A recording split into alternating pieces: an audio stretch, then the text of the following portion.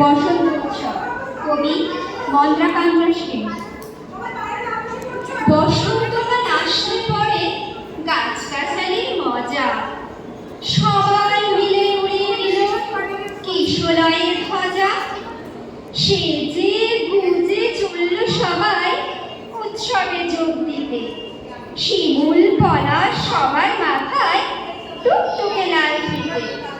কৃষ্ণচূড়ার আগুন রঙে ওড়না ওড়ে তার, রাধাচূড়ার মতো নাচে স্বর্ণপরী হাত।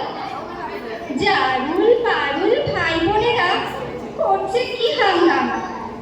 ওদের যে চাই বেগুনি আর গোলাপি রঙের জামা। আলোক সজ্জা রইলে কি আর এমন শোভা খোলে।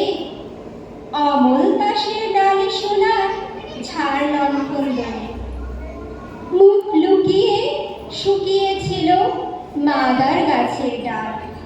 ভিনদেশি এক অতীত এলো শাকিন মাদুরার।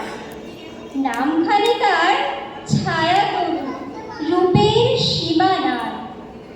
রুদ্রপলাশ নামটি বড্ড কঠিন এবং ভারী। কমলা রঙের পাগড়ি তাহার কেমন মনোহারী।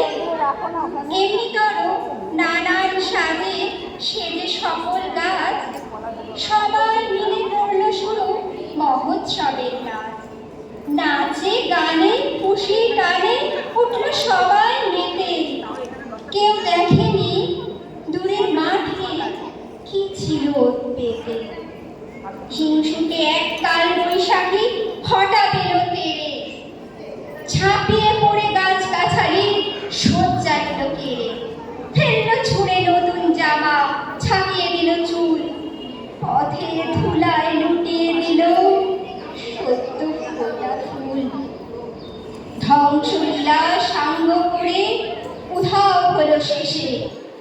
কেন এমন দুঃখ এলো হাসি খুশির দেশে? আসলে কি এমনি করেই জীবন ধারা বয়। সুখের ভীষণ কাছেই থাকে দুঃখ পাবার ভয়। ফুল ফোটানোর মাসেই আসে কাল বৈশাখীর হানা। বিপদ কোথায় লুকিয়ে থাকে যায় না তাকে জানা। তাই বলে কি শিমুল পলাশ ফুটবে না আর কাল? রাত পোহালেই উঠবে ভোরে কৃষ্ণচূড়ার ডাল। হিংসুটে ঝড় আজকে যাদের হাত পা দিল ভেঙে।